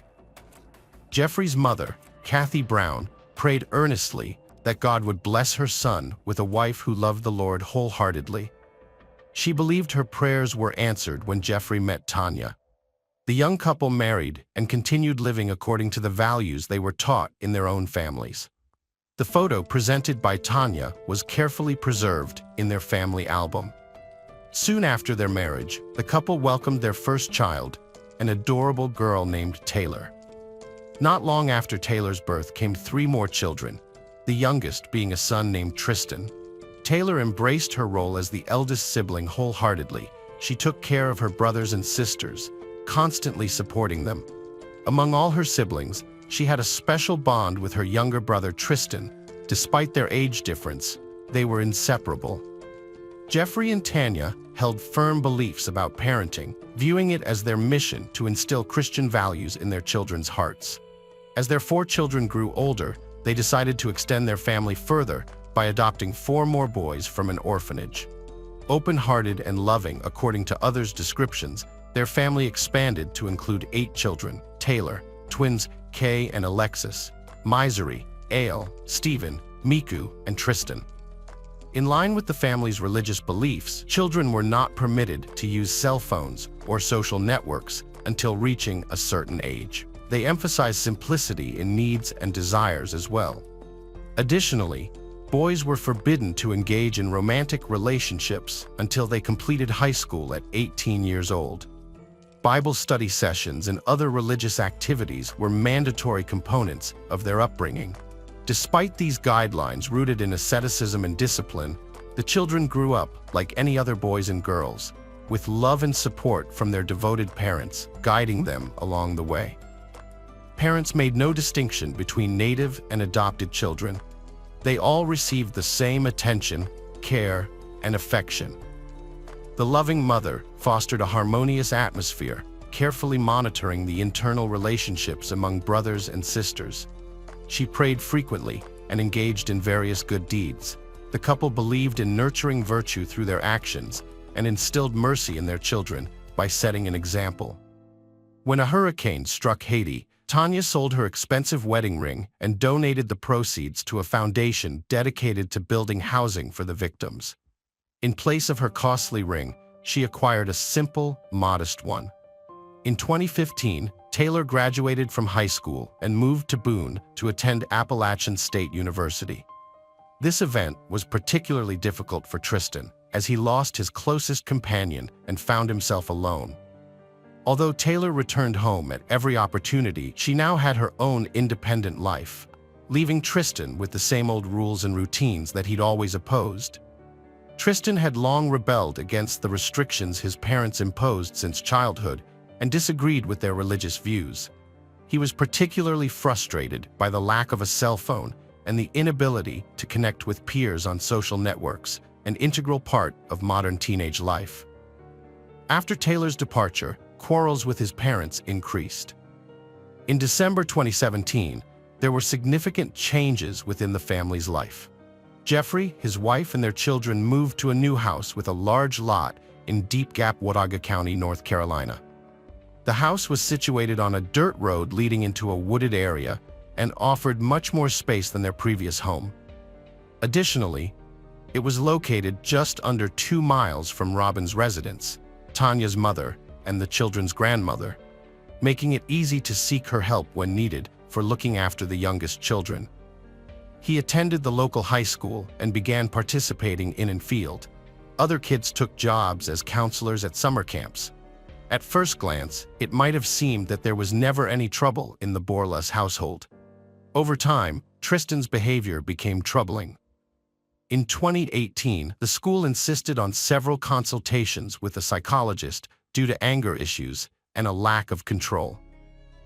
By 2019, when Tristan was in high school, he started having trouble understanding some school subjects. These difficulties grew with each passing day. From being a diligent student who always participated in school activities before the move, he turned into an indifferent and withdrawn teenager with a lack of interest in his studies. Tristan began arriving late for lessons and showed no desire to learn at all. It got to the point where he would put his headphones on during class and sit with an absent expression. Some teachers tried to help Tristan, and he even made contact, but everything ended with unchanged indifference. At home, Tristan's behavior also became a concern. By this time, he had everything but constantly argued with his parents about his cell phone and access to social networks. He spent considerable time on the internet. On his Instagram account, he referred to himself as a musician. His sister Taylor remained interested in her siblings' lives and noticed that Tristan quarreled more frequently with their parents and argued about religious topics with their mother. She also learned of his other problems at school. The sister attempted to talk to her brother, but realized their former closeness was gone. After some time, Tristan befriended a girl from the religious community named Evelyn Faith Jackson. They began meeting without particularly observing prohibitions on intimate relations. Sometimes they even smoked forbidden substances together. Tristan expressed complaints about his mother's nightly discussions regarding his behavior, which left him feeling tired and unable to concentrate in school. The young man grew very concerned that many of his faults caused him not to live up to his mother's expectations. She can't take pride in him, told that he can be himself with his father, but it's different with his mother. On April 10, 2019, a lot of secrets from Tristan's life came to light. Surveillance cameras were installed in the barn. Tristan's old cell phone, which he occasionally used without his parents knowing, was used as an access point. On this particular day, Tanya took the phone for some reason and discovered text messages indicating her son was having inappropriate conversations with girls and discussing illegal drugs. Tristan was at school when he noticed his phone blinking with incoming messages. His shocked parents confronted him through a family chat about what they had found on the old phone. That same day, Sher King, an English teacher in Tristan's class, called his mother to complain about his grades and behavior. During the trial, it was revealed that Tanya Borlas had called Miss King back, informing her that she and her husband would soon come to the school to pick Tristan up to discuss his academic performance. Miss King conveyed this message to Tristan, who was quite surprised by the news. The couple left their youngest child with his grandmother and headed to the middle school to address these issues. The ride home was silent. At trial, Tristan testified that his mother appeared tense and frowned frequently while going through his phone. A conversation ensued at home for about an hour and a half. Afterward, Tanya texted her mother stating that although they had taken away Tristan's phone and car keys until his grades and behavior improved, he did not seem upset by this. She informed her mother that she would be coming soon to pick up the younger child. This message was sent at 4 p.m., after which it seems the discussion continued. From Tristan's account, he and his mother talked about the importance of doing well in school and maintaining cleanliness at home. He was forced to listen and realized there was a lot in him needing correction. They even made a list of qualities should develop to become a better person: compassion, honesty. This list would later be found by the police. At one point, Tristan said his mother approached him from behind, put her arm around his neck, and applied pressure. He instinctively jumped up, turned around, and accidentally hit her. According to him, his mother had never done anything like that before, so he reacted that way. His mother was startled by the blow, grabbed what he thought were scissors from a shelf, and moved toward her son. In shock at what was happening, he stabbed her thinking he was defending himself and ran to his father for help. Later forensic examination found no evidence on Tristan's neck, indicating his mother strangled him. During the trial, the prosecution showed photos of Tristan Boris's neck taken by the medical examiner that displayed a broken neck bone. On the other hand, the psychologist would explain during the trial that in his opinion Tristan Boris was mentally sane at the time of the crime, but suffered from a severely impaired cognitive state. He was experiencing depersonalization, derealization, and felt events were unreal. However, the court and jury, they would disregard the psychologist's opinion, finding Tristan to be a skillful manipulator and socially dangerous individual. According to Tristan, he did not understand what was happening, or why his father was running away from him, or why he stabbed him when he caught up even though he begged for help. He remembered his father picking up a rock saying, "Tristan, don't," but thought his father would rather let him be killed than try to harm him. Neighbors later reported hearing loud screams on the Boris property at about 5:30 p.m. that Wednesday. After it was over, Tristan returned to the house where he vomited, indicating severe stress, not cold-blooded, calculated murder in the psychologist's opinion. The jury disagreed with the psychologist's opinion because they had seen the forensic medical examiner's reports during the trial. Jeffrey B.'s autopsy report detailed multiple stab wounds to his left chest back, slash wounds his arms and hands, and abrasions his skull and forehead. Tanya Borla's autopsy report showed that she had multiple wounds in her left chest and arm, while as injuries likely sustained from neck compression. These findings suggested that the parents were defending themselves rather than attacking. Tristan had an opportunity to escape from his mother if he felt threatened. Even if the mother experienced a sudden lapse of judgment or misperceived self-defense, the father's murder and subsequent actions appeared different. Tristan returned home, removed his mother's body, placed it in a truck under a tarp, cleaned the crime scene for about an hour, and even used a hose to wash down the porch. Around 8:30 p.m., Tristan went to his grandmother's house to pick up his younger brother. His brother Robin thought this was very strange. Tristan explained that his parents urgently needed to go to the store and apologized for not having time to stop by to pick up his brother. About 20 minutes later, Robin received a call from another grandson who complained that their parents were not answering the phone and hadn't come to pick him up from work as usual. Grandma called Alexis and asked her to retrieve her brother. They agreed to meet at Jeffrey and Tanya's house to figure out what had happened. When they arrived at the house, Robin noticed blood on the porch, but wasn't overly concerned since the couple raised animals there. She went inside to get a flashlight to check on them and discovered blood everywhere. At this point, Alexis ran into the house reporting she found some kind of body under a hammock near the animal barn and thought she saw Tristan with blood on his face in a getaway car. Alexis called emergency services. The operator instructed her and all family members to lock themselves in the car and wait for the police. The police arrived 10 minutes later. After several hours of waiting outside and talking to officers, they were taken to the station where they were informed that Jeffrey and Tanya Barassi had been found dead. While examining the crime scene, detectives found a computer interface in the home. It connected the video surveillance system inside the house to the monitors. Detectives saw a screen with a grid of various cameras broadcasting live video feeds. They immediately requested a warrant to obtain credentials from the servicing company. Meanwhile, Tristan contacted his girlfriend Evelyn and went over to her home. She noticed he seemed worried and had a few scratches on his forehead and arms. Tristan assured her that he had only argued with his parents and got the scratches while playing with his dog.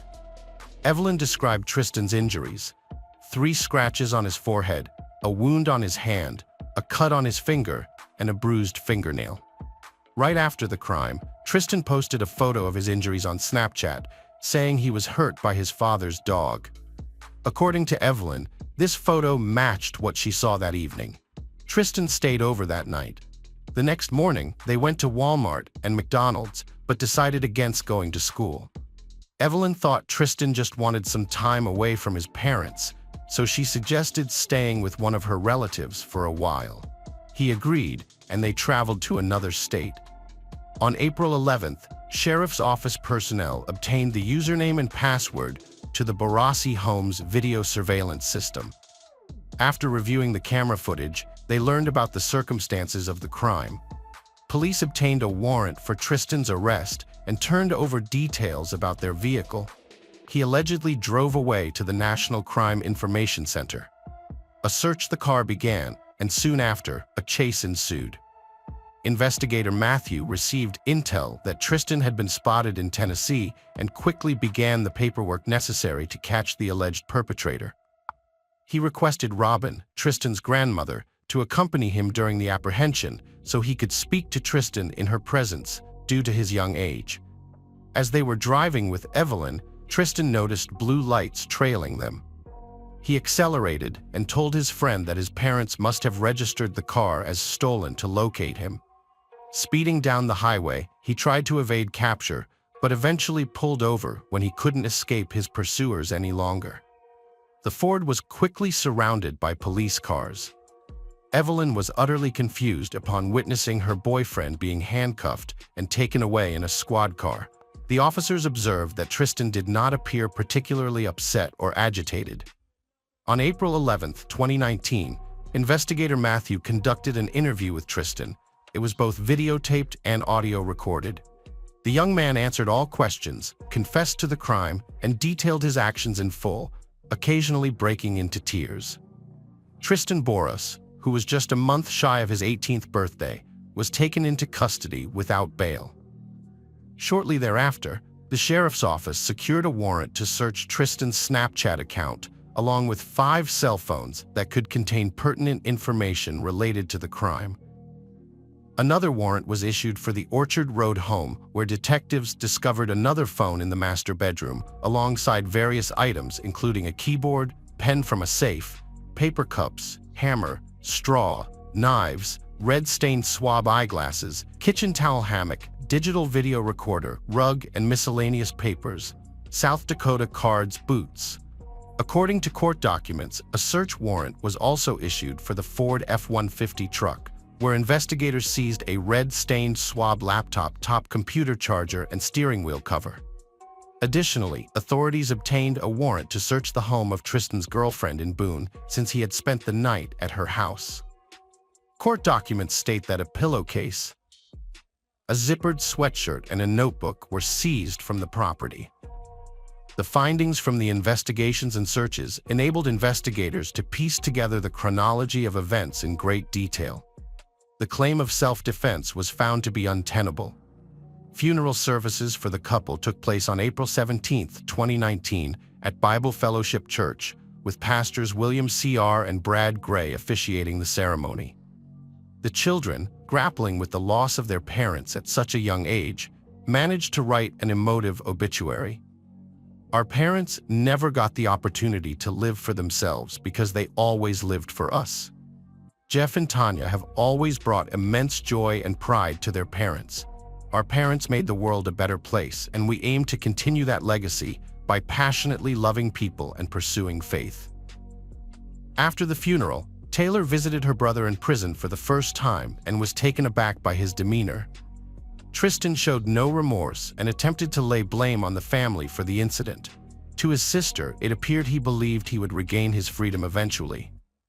Disgusted, Taylor left. Her second visit was on May 11th for Tristan's birthday, accompanied by Grandma Robin. However, this meeting fared no better than the last. Her brother boasted about a party thrown for him in prison to celebrate his birthday, a behavior Taylor found unacceptable considering their parents' tragic death. Following this visit, the family decided to sever all contact with Tristan. The trial began on February 16, 2022. During proceedings, Tristan expressed regret for what had transpired and concurred with everything his family had said about him. He supported a permanent ban on contact to ensure his family's sense of safety. On March 3rd, Tristan Bohr was sentenced to life imprisonment without parole for each count of first-degree murder. Judge Horn noted that mental health issues were considered as somewhat mitigating factors during sentencing. According to the psychologist's report, Tristan Borlas continues to suffer from anxiety, depression, and exhibits symptoms consistent with post-traumatic stress disorder.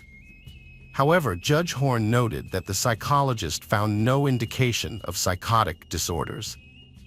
Although the anxiety and depression may have been exacerbated by continued drug use, what's particularly unusual in this case is that neither Tristan's family, nor his lawyer, nor he himself provided any statements about his motives behind the crime. Here we have a perplexing situation: a devout family with a socially dangerous individual who abused illegal drugs and couldn't fully grasp or articulate the reasons for his actions. On one hand, there's a young man with low self-esteem who exhibits symptoms of anxiety and hasn't received adequate medical care. During the court session, it was mentioned that his mother helped him cope with panic attacks since she experienced them herself. One foundational principle of certain educational theories posits that children burdened with original sin are inherently immoral from birth. Therefore, education must correct them by imposing strict discipline and suppressing their self-awareness. This so-called strict love is supposedly beneficial for children.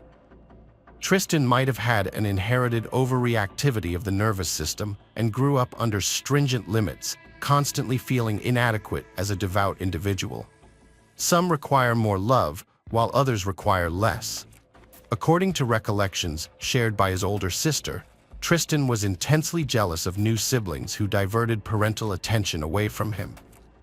Initially rebellious, he then sank into depression and feelings of worthlessness, compounded by illicit drug use and subsequent panic attacks, as well as depersonalization, derealization states.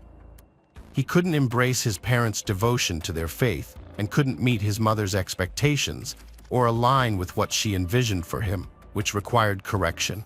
Instead of securing a competent therapist's assistance as needed, changes were listed together by him and his mother. This approach may have missed critical opportunities to address underlying issues. Could this senseless and tragic event have been avoided in a truly loving family? That remains uncertain, a question echoic in the aftermath. Welcome to my channel. Today we're going to take a look at another horrible case with you. This harrowing tale unfolded in North America, with Mexico City as its backdrop. The central figure in this story is Alejandra Lafuente, a resident of Mexico City. Alejandra is described as having striking brunette hair with bright brown eyes that highlight her thick, black lashes. She had a fit and athletic build, which she diligently maintained through fitness routines, yoga, and breathing exercises. Alejandra took great pride in her appearance and loved self-care rituals. Frequent visits to beauty salons, massage sessions, and spas showcased her commitment to personal upkeep. During warm weather, she could be found lounging on the beach while engaging in scientific work. On cloudy days, she often visited tanning salons. It's safe to say that Alejandra had a strong sense of self-love and viewed herself as an epitome of feminine beauty. Career-wise, Alejandra also exhibited ambition and determination not to lag behind others' successes. Her father is Dr. Alberto Dente, an esteemed psychiatrist well known for his research into mental illnesses such as schizophrenia and manic disorders. Notably revered for both his scientific contributions and experiments with patients, which many view as groundbreaking, Dr. Dente's achievements set high standards for Alejandra, who aspired to attain similar levels of success. She pursued a similar path as her father. To achieve this, she enrolled at one of the top universities for psychiatry and graduated with honors. Her perseverance, resourcefulness, and extraordinary intelligence, along with her father's connections, greatly assisted her in writing and defending her thesis on manic syndrome. However, Alejandra did not later engage in psychiatry. She became drawn to the field of psychotherapy instead. With the financial support from her father, the young professional obtained a license and set up her own practice in a new business center located in the heart of the capital city. There was no shortage of clients, but Alejandra decided to focus solely on women.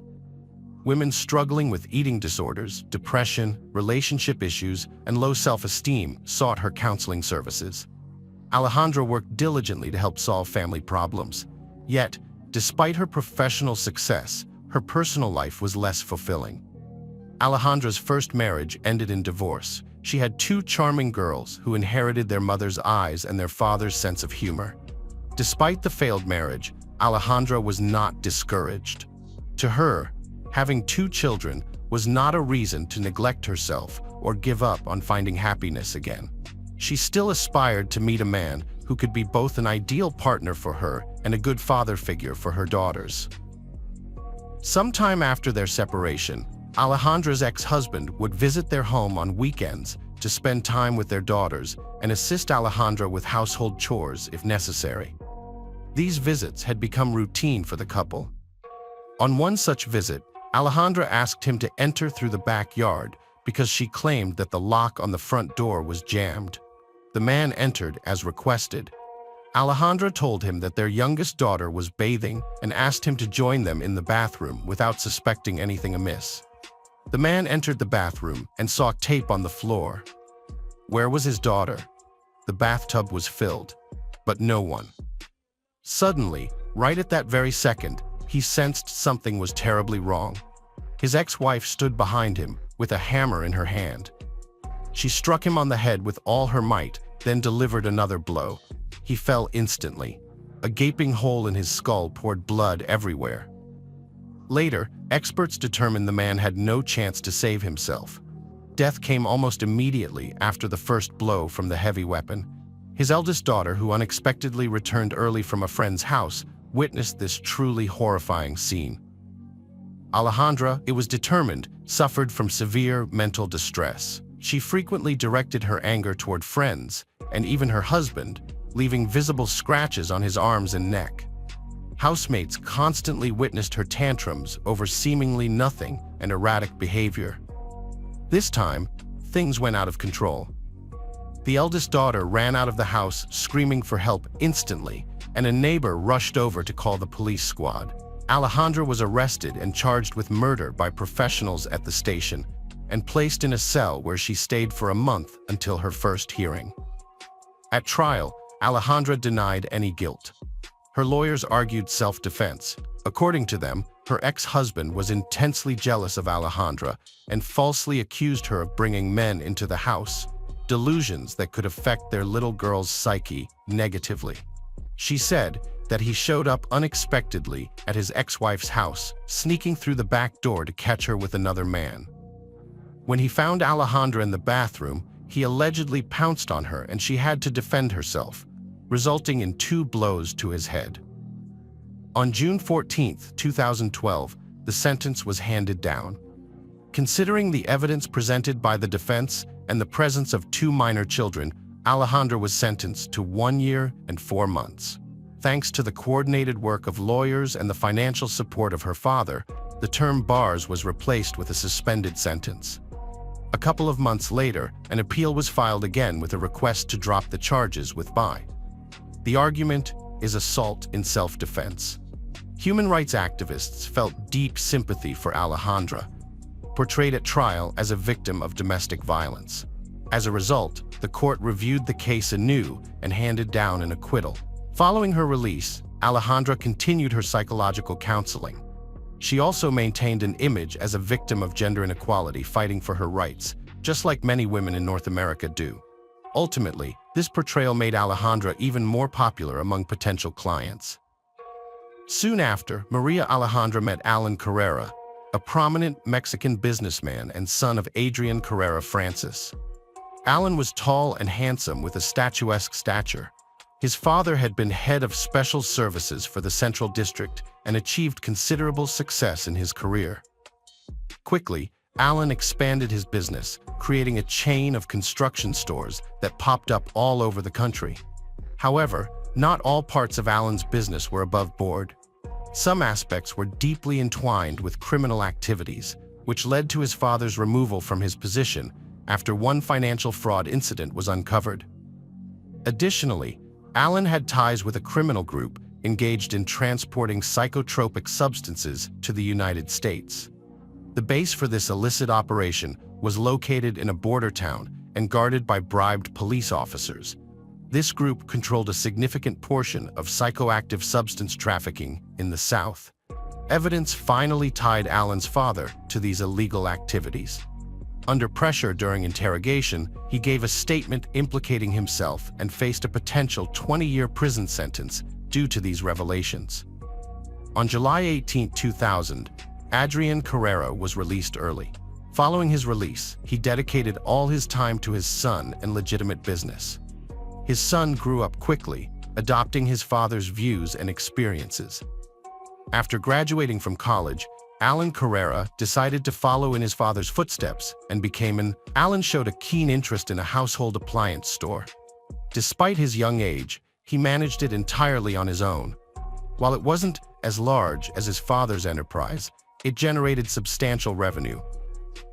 Allen was always surrounded by many admirers, but he had been in love with a classmate since childhood and eventually married her. She was intelligent, beautiful, and from a respectable family. Their marriage was brief yet eventful. They had a lovely daughter together. However, the demands of work and Allen's frequent absences led to their divorce. The separation was extremely difficult for him, as he had loved her since high school. Subsequent relationships failed to bring him joy, leading to feelings of loneliness and sadness that resulted in excessive drinking. Allen developed a harmful habit as he tried various ways to cope with his prolonged depression and affinity for alcohol, attending meetings. Eventually, fate brought him to renowned psychiatrist Dr. Alberto. Interestingly enough, Dr. Alberto was the father of Maria Alejandra, Allen's ex-wife, who was also navigating through a challenging divorce herself. Despite their separation, she couldn't allow herself to be close to anyone else either. Maria Alejandra also sought counseling from a therapist. However, Dr. Alberto explained that ethically he could not treat both her and Allen simultaneously. He recommended she see another professional therapist without disclosing that this therapist would be Alejandra, his daughter. He was described as a pleasant man and quite wealthy. Without much thought, Alejandra asked her client to bring her ex-husband for another consultation. According to the therapist, she could resolve their issue in a single session and break the strong bond between the former spouses. From the first moments of the confidential session, Alejandra began implementing her plan to seduce the entrepreneur. The results were immediate. Right after the session, Allen invited the therapist for a cup of coffee to discuss family problems. Quite rapidly, an affair developed between them. Soon enough, Allen's ex-wife discovered their relationship and was shocked. She even considered reporting the incident to the doctor's ethics committee, but ultimately did not. Alejandra, being a very competent specialist, managed to convince her client to let go of her jealousy and move on from her former spouse. As a result, Allen's ex-wife decided not to file any complaints and discontinued their sessions. Meanwhile, Allen and Alejandra's relationship progressed quickly. A few months after their first date, they decided to move in together. 2 months later, they decided to formalize their relationship. However, Allen had no inkling of his fiancée's hidden secrets or the reasons behind her divorce from her ex-husband. In April 2014, Allen decided to visit his parents over a weekend and used the opportunity to talk about his beloved and their upcoming wedding. Allen's parents were extremely surprised by this news so late in the process. They had never heard of Alejandra before, which struck them as very unusual.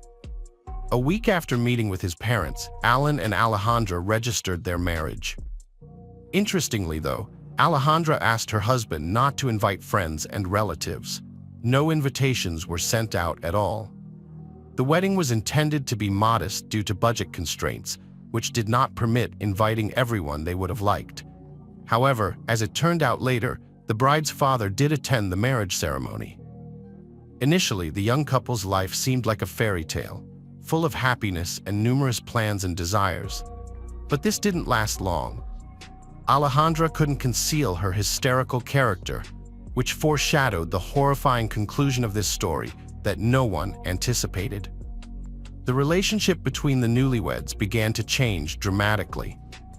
Alan was a rather secretive person and didn't share details of his personal life with friends. Consequently, little was known about what happened behind their closed doors. Nonetheless, it became evident that their former relationship had developed significant cracks, and the couple no longer appeared as happy as they once were. After meeting Alejandra, Alan distanced himself from his family. The final quarrel was the wedding to which his parents were not invited.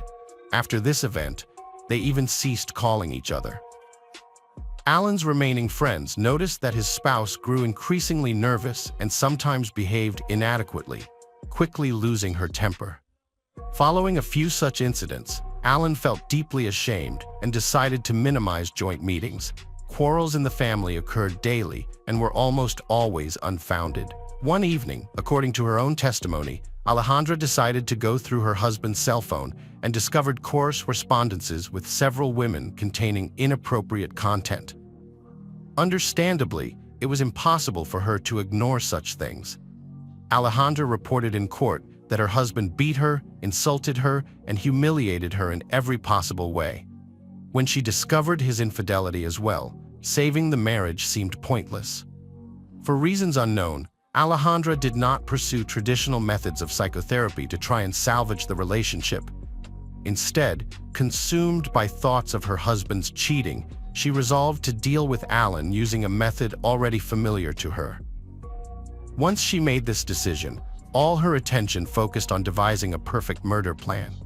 While Alan went about his regular, measured routine, he remained oblivious to the looming events. He communicated infrequently with his family. However, he couldn't ignore the annual feast celebrating his grandfather's birthday. As expected, Alan attended the event. Nevertheless, his parents made it clear that his wife wasn't welcome in their home. This situation upset Alejandra and worsened the couple's relationship. On October 31, 2014, Alan's phone last sent a text confirming he had arrived home safely after the party. From that moment on, his absence extended to his work too. This was highly unusual because Alan was known for his dedication to work. He hadn't missed work before, especially with an important store launch approaching where his presence was crucial. The cause of this sudden disappearance lay in Alejandra's horrifying plan executed after Alan's return from the celebration. Following a fierce argument, she spiked his milk with a powerful sleeping pill before suffocating him with a pillow. Alejandra watched as Alan struggled unsuccessfully to remove the pillow and catch his breath. After that, Alejandra dragged Alan's body to their neighbor's garden to retrieve an electric saw. Bearing a grim smile, she dismembered her husband's body into pieces.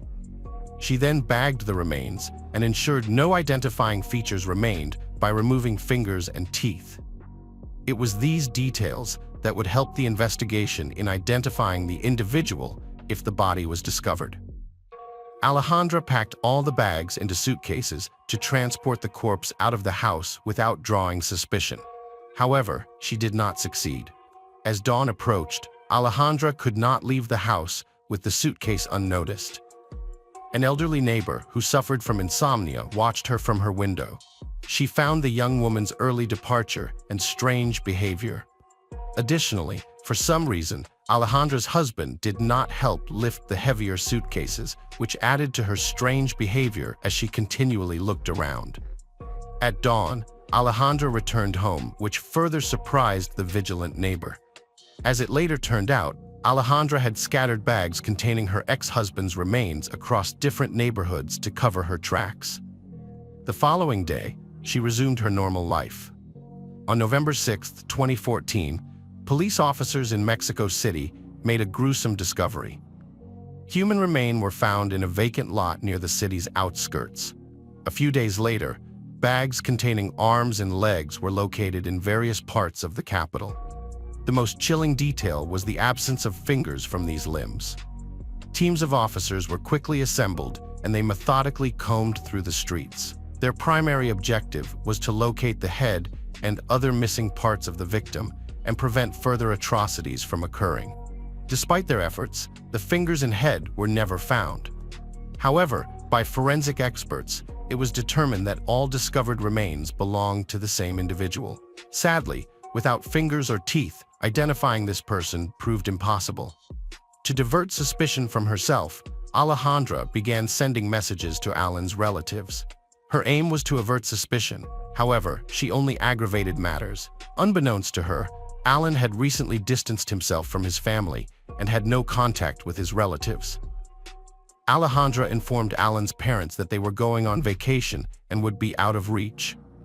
This plan quickly unraveled when Alberto, Alejandra's father, began making phone calls to Alan's father's house. Alberto sought to find out if his son-in-law's family had any idea of Alejandra's whereabouts. He hadn't heard from her in some time, and the family was quite worried about missing their counseling sessions. Later, Alberto reached out to Alan's relatives again. This time, he informed them that his daughter had been located but had to be forcibly admitted to a clinic. She was suffering from depression due to her husband's infidelity. This news deeply alarmed the relatives, leading them to search for Alan without success. Subsequently, Alan's family turned to the police for help. Laboratory experts decided they needed to compare the remains recently discovered with Alan's characteristics. The resemblance was 100%. His relatives also identified him without a doubt. This was particularly hard on Alan's grandfather. Soon after the identification, he fell ill with heart disease, as Alan was his only grandson. The investigation team obtained a search warrant for Alan's home and office.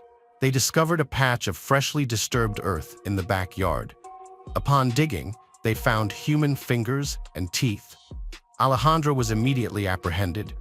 More blood traces were found in one of the rooms, as well as on the trunk of a car and in the garage. Initially, Alejandra denied any involvement, hoping she could escape punishment as she reportedly had with her previous husband. However, investigators quickly pieced together the case.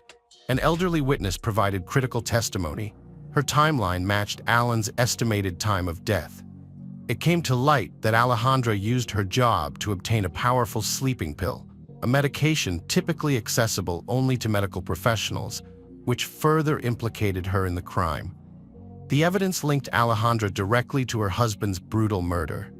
CCTV footage corroborated that Alan had entered their house but never left.